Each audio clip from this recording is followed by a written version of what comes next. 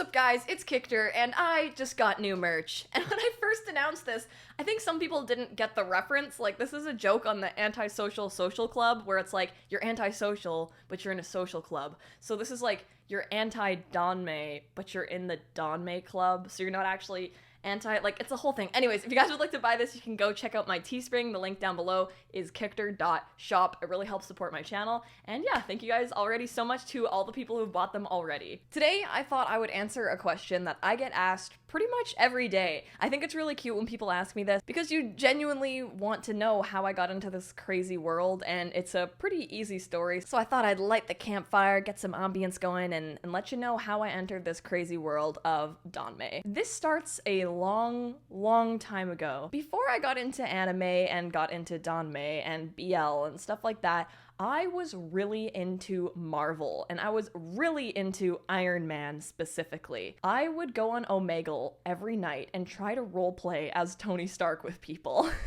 That is the level of obsessed I was. On my 16th birthday, my friends got me a cake that had Robert Downey Jr.'s arm photoshopped around me. That was my level of obsession with Iron Man. Around this time, I was on Tumblr, and I saw that a lot of people were also into things like Sherlock, and the Sherlock fandom was, like, very gay. I wasn't exactly into reading anything like that. I maybe even had thoughts that perhaps that was something bad to read or like inappropriate. Until one fateful day, I was actually watching one of the X-Men movies with my dad, and my dad told me that he thought Charles Xavier and Magneto were in love with each other. And I was like, wait a minute, that's pretty gay. And then I think when I went back on Tumblr that day, I had a new light of like, maybe thinking that characters are gay can actually not be a bad thing.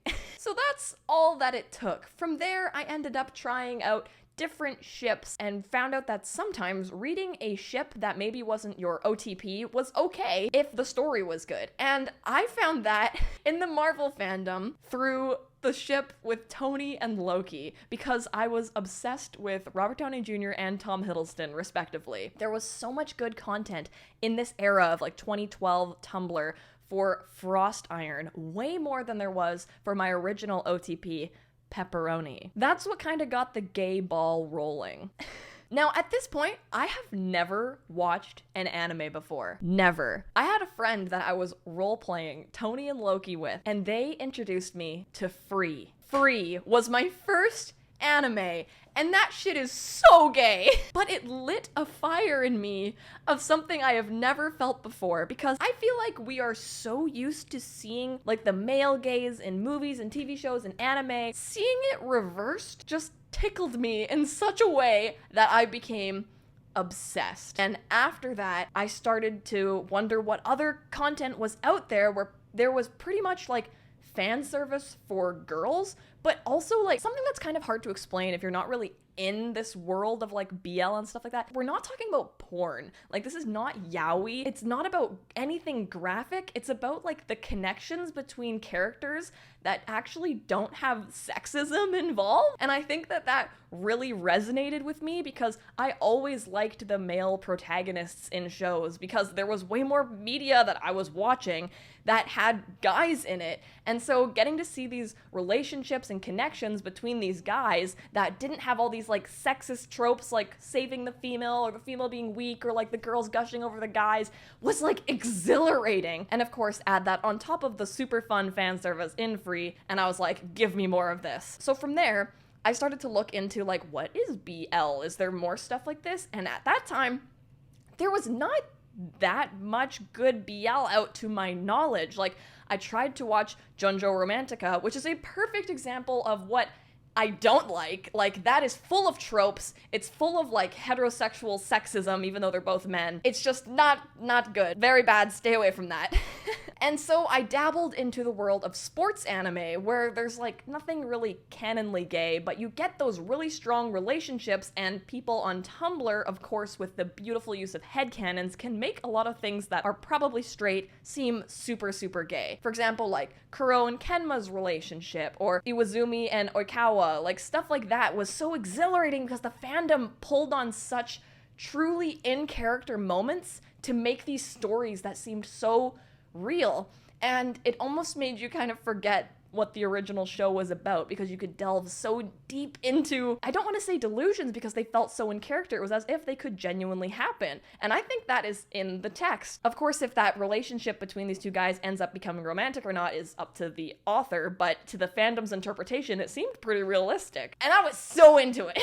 I watched Kuroko no Basket, Haikyuu, Free, Yawamushi Pedal, anything that kind of had two characters that were really good to ship in. But then 2017 rolled around and Yuri on Ice came out. And oh, that changed everything. I loved and still love Yuri on Ice with such a burning passion. I remember being in university, I would be checking Tumblr for spoilers. I don't care. I wanted to be spoiled. In my morning, like Wednesday lecture class under my desk to see if something like canonly gay happened, because I was so afraid of getting baited by it. And of course, Yuri on Ice ended up not being bait, ended up being amazing. Do you guys remember when episode 7 came out and they kissed? I was not okay. I was in class and I was not okay. I thought it was the most beautiful thing, and I was so obsessed with romance and the characters, and like Victor and Yuri were so powerful on their own, and together they were able to reach a new height that they couldn't do on their own. It was just so incredible. I idolized the hell out of the creators for making something with this much of a romantic power behind it that wasn't problematic and was also an incredible story and had really good animation and was like canonly about their relationship. It didn't rely on fan fiction. As much as I loved shipping things that were unofficial, having that official ship really impacted me. And from then on out, I ended up cosplaying Victor Nikiforov, and I went to SakuraCon, and that is where I met Stitch, who's my Yuri. We literally met at SakuraCon as Victor and Yuri. I saw a really good Yuri cosplayer and I was like, hey, and Stitch knew me from Instagram, and we ended up chatting, and then we actually ended up dating in real life. So we've been together for 3 years now. Stitch is way more well-versed in BL than I am. Stitch got me into incredible shows I didn't even know existed, like Number 6, which has all these light novels and manga, and it's also canonly gay and about love, but of course it's a bit more traumatic. But Stitch's encyclopedia of good gay content was way wider than what I knew even existed, and that included Chinese novels. I had seen a Wei Wuxian cosplayer at SakuraCon, and one of my friends was kind of like, oh my god, this is so cool, it's like this Chinese show, like you probably haven't heard of it. I hadn't heard of it. I didn't know it was gay. I was kind of like, oh, I'm not usually into like historical fantasy, whatever. I started to see more people cosplaying Wei Wuxian and Lan Wangji. Again, I definitely didn't think it was gay, because I was like, oh, if it's like a historical Chinese drama, like I don't think those are usually gay. Oh, how wrong was I? One day, Stitch was telling me that there was the donghua for Heaven Official's Blessing was coming out, and I had no idea what it was, but she told me there was a guy, Hua Cheng, who was her favorite, and he's so romantic and cool and badass and gorgeous, and she just couldn't wait to see what he looked like in the show. So I was like, oh, okay, let's watch it together because you're talking so highly of it. It seems like it's a really romantic story. And then I was like, wait, it's actually gay? And she's like, yes, it's actually gay. Like, I don't know if they're gonna do it in the donghua because it might be censored, but the novel that it's based on is gay. So I was like, oh, okay, let's try it out then. So I started watching it, and of course I was very confused. I thought it was cool, and of course it took a while for you to even like see Hua Cheng. So I was kind of asking Stitch about like, what's the novel actually like? And then Stitch showed me some pictures, and I was like, oh shit, like these guys are super good looking. Wow, that's pretty cool. I still wasn't like obsessed enough to genuinely ship them or anything like that. But then Stitch did an incredible job of telling me some very romantic parts of the plot without spoiling anything. And I was like, oh wow, so this is like a really serious novel, but it has these like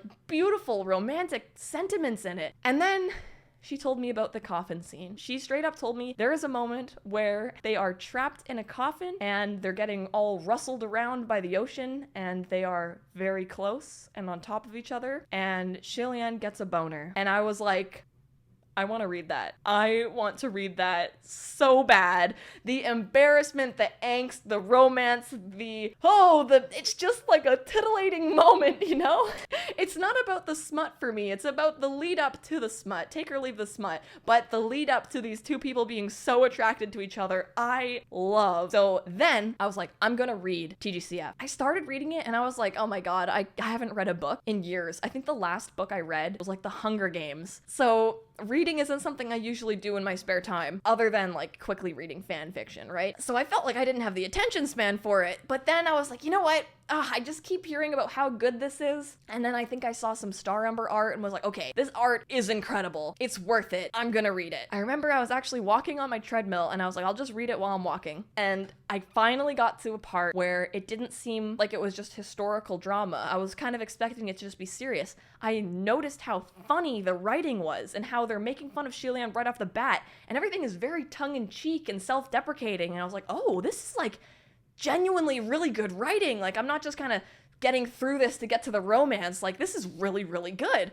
And then I got hooked, and then I spent countless nights staying up late and reading. I think I'm a very slow reader, though. It took me like a month, I think, or maybe a little bit more to like finish reading all of it, because there's like 5 books and extras, right? But I just fell so in love with it, and I was not in the fandom really at all at this point. I was just reading it and talking to Stitch about it and like screenshotting. I have so many screenshots of passages that were just like so romantic and made me scream. I also really like horror and angst, and that was in there as well, and it was horror and angst that made the romance even deeper. I couldn't ask for any more in a series. It was like everything that I've grown to like in one book, and it really, really obviously resonated with me. So from then on out, I went to Twitter and I was looking for people talking about the show, because I really enjoyed being a part of fandoms on Tumblr and like being a part of fandoms on like with Yuri on Ice. And when I signed back in on Tumblr, it kind of seemed dead. So I went to Twitter instead, and that is where I actually met Liv. And Liv kind of showed me the ropes around the whole TGCF fandom, and I ended up being in a Discord server, and I met Ray, who actually lives super close to me, and we ended up becoming friends in person. Then I met Cass, and these are the people that I've had on my channel, and I started making all of these friends, and there were all these incredible headcanons daily, and all this art, and people that were so inspired, and it became so much more than just a book to me. It became like this movement of inspiration, and I had wanted to start a YouTube channel for so long, like so long, and I finally had something that I wanted to talk about with such a spark in my eyes, so I was like, I'm gonna do it. So I started my YouTube channel talking about TGCF, and I think you guys can tell that it is the most genuine thing in the entire world. From there, obviously, I got into MXTX's other works, and I'm still like catching up on everything. I'm still in the whirlwind that TGCF left me in. I want to reread it, and I've just made so many friends and connections and built this incredible community on YouTube, and getting to meet some of you guys in person and experience all of this like with Stitch and with my friends and new people every day. It is the best thing that could have ever happened to me. This is where I'm at my happiest, making these videos and talking about these characters and these stories, and it makes me so happy. My friends that aren't into this stuff, when I get to talk about my YouTube channel, they say, when you talk about your channel and you talk about Heaven Official's Blessing, your eyes just light up.